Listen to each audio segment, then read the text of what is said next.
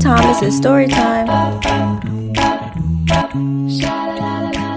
Hey guys, welcome back to our channel, Tommystorytime.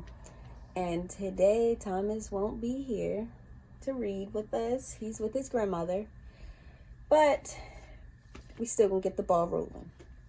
First, let me start by saying I believe if you have the opportunity to educate your child on something you don't know, take that opportunity and educate them. It's very important. Like, all jokes aside, your kids should be smart, if not smarter than you. You and teachers, but mainly you, because you're with them more. Like, you have time. You have to make time to teach them things that you don't know and what you think they should know. But this simple thing with the animals. I had a pop-up shop and a young lady come and pick the book up, looks through the book. She's like, what's that? What's this? I don't know that. Why should my son know?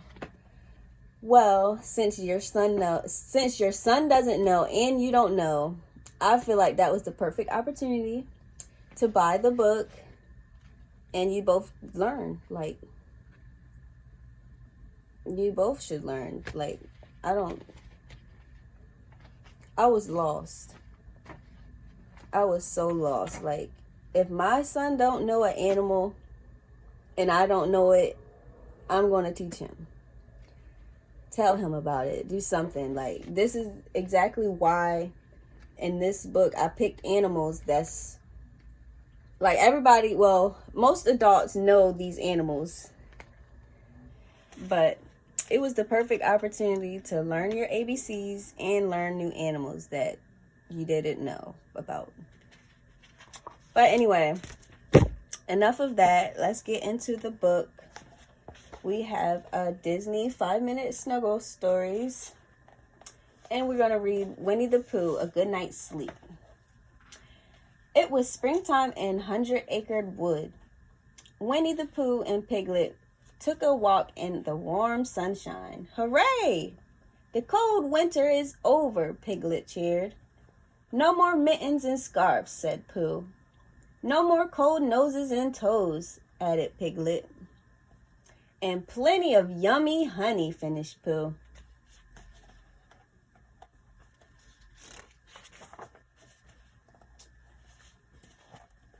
Pooh and Piglet walked until they reached their friend Rabbit's house. Rabbit was outside working in his garden. He looked very tired and a little grumpy. What's the matter, Rabbit? Piglet asked. Aren't you happy that it's spring? Don't even say a word. I hate spring, Rabbit moaned. Pooh and Piglet was puzzled. So Rabbit explained. You see that bird family up there? They sing before the sun comes up, right outside my bedroom window. I can't get any sleep. Oh dear, said Piglet. We must do something. Rabbit is mad. Pooh wasn't sure what to say to Rabbit. Perhaps it would help if he moved somewhere else. Rabbit jumped up with excitement. Oh, Pooh, what a great idea. I would love to move in with you. Pooh ain't say that. Unfortunately for Pooh, that wasn't what he meant at all. But now it looked like he would have an unexpected guest. So Pooh and Piglet helped move a few of Rabbit's things to Pooh's house. As they were finishing up, the bird family flew away from Rabbit's tree. Look, said Pooh, the birds are flying away. They'll be back soon, singing as usual, Rabbit told him. They're just going out to get a bite of eat. Oh, said Pooh, a little disappointed. When the friends reached Pooh's home, they began unpacking. Rabbit, said Pooh, you sure have brought a lot of things. Suddenly, there seemed to be very little room for Pooh. The next morning, Rabbit woke up early after a wonderful night of sleep. "Rise and shine," he called, pulling back Pooh's covers. Pooh immediately pulled them back up again. He was still sleepy. "Pooh, it's time to get up," scolded Rabbit. "The vegetables aren't going to plant themselves." Once Pooh had finally gotten out of bed, they walked to the rabbit's vegetable garden.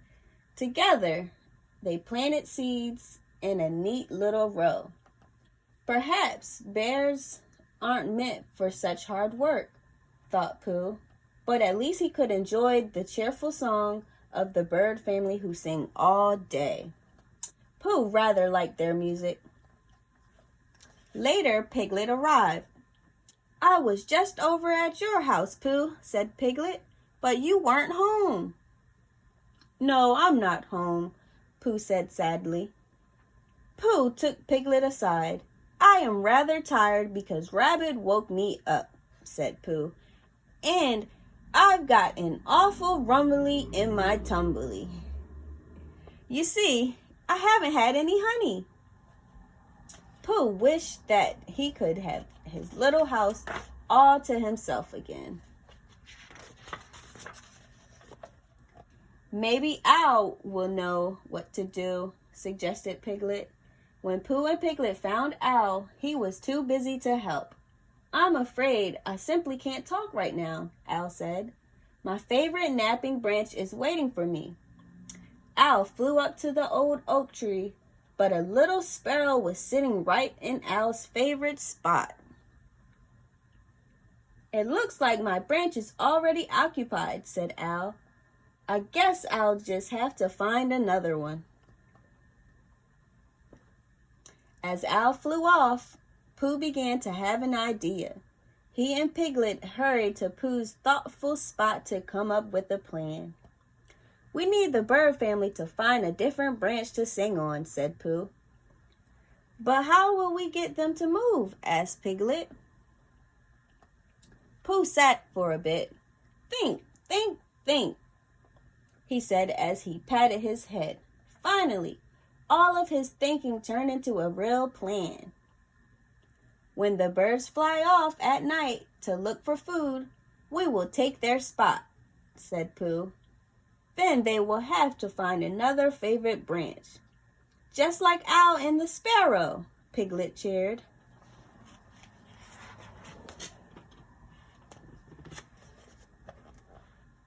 Pooh told Rabbit about their plan to move the bird family. Now Rabbit would be able to stay in his own home without worrying about the birds' morning songs. "What a splendid idea," Rabbit said. "I'm glad I thought of it."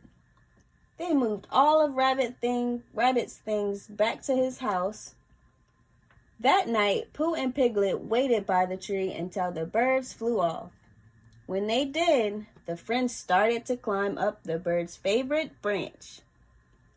Rabbit offered to sit out there with them, but there was only room for two.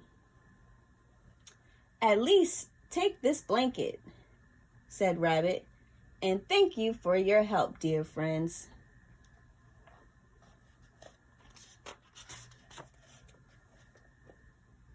So Pooh and Piglet waited and waited and waited.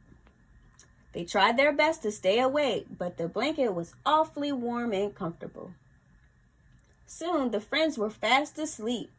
The next morning, Pooh and Piglet woke up to a sound of singing birds. "Look," Pooh said, pointing to the sky.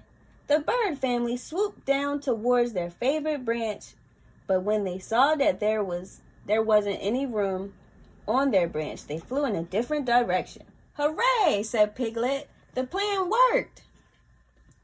The pair checked to see if Rabbit was asleep. "He won't be woken up by singing birds today," said Piglet. Pooh and Piglet walked towards their home as the sun rose over the 100-acre wood. "I'm sure the bird family has found another favorite branch by now," said Pooh. Pooh was right. The birds had found a new branch right outside his window. It seemed he would have to get used to a few more unexpected guests. Luckily, Pooh didn't mind the bird's song. He thought it sounded a bit like a lullaby. Within minutes, Pooh was once again fast asleep. At last, Rabbit, Pooh, and the bird family were all happy with their homes. The end. That was Winnie the Pooh, A Good Night's Sleep by Disney, I'm assuming. But anyway, just like our video, comment anything you'd like us to read or any suggestions. And I'll see you guys next time. Thank you.